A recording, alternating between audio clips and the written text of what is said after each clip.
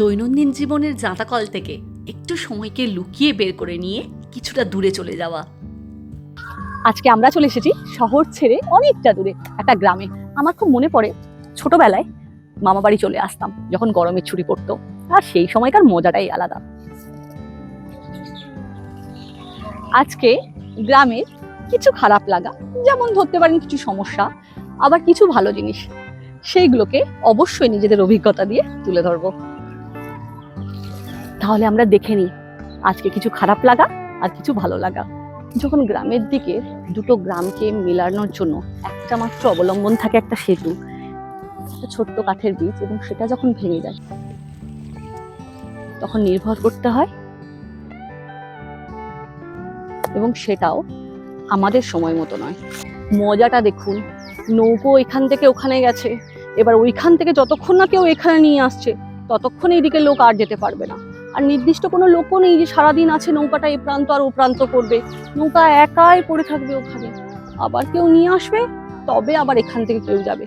মানে আপনার যদি কাজ থাকে, টাইমে যেতে হয়, তাহলে তো হয়ে গেল।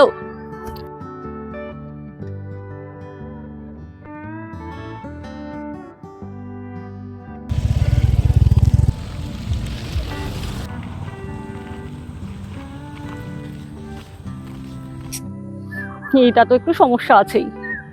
বাবুরে একটু সর। কি রে, এতক্ষণ ধরে সত্যি বলছি যে? ও হ্যাঁ, শুনতে পাইনি, একটু একটু। আরে ভাই ভাই, এই সন্দীপুরটা কোথায়? সন্দীপুরটা এই সামনে।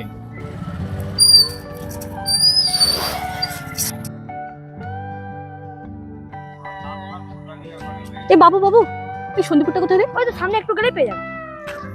বলুন তাহলে। আধ ঘন্টা ধরে আমি জিজ্ঞেস করছি মানুষকে, বলছে এই তো এইটুকু, এই তো এইটুকু।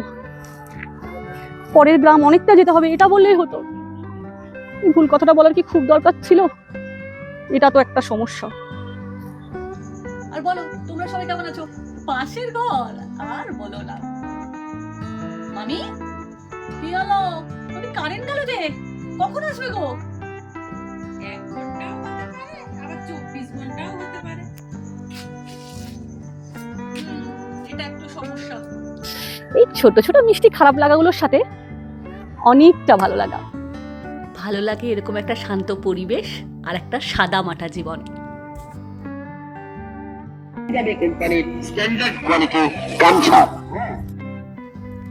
আর কিছুটা অগোছালো হলেও অনেকটা তৃপ্তি।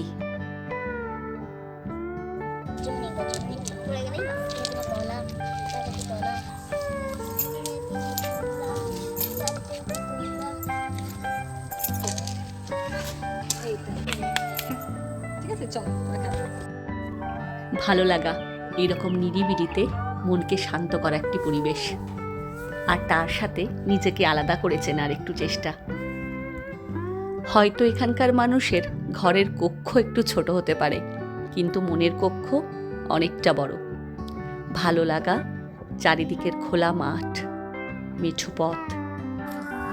কখনো বা কবি চলে আসেন তার সাহিত্য লিখতে, কখনো বা নিজেকে নির্জনে একটু সময় দেওয়ার জন্য। তবে যদি এইরকম কোনো একটা জায়গা থাকে, এরকম একটি নির্জন জায়গা, এরকম একটি পরিবেশ, এবং তার সাথে যদি সেখানে কোনো নিজের আত্মীয়ের বাড়ি থাকে, তো বলার কথাই নয়।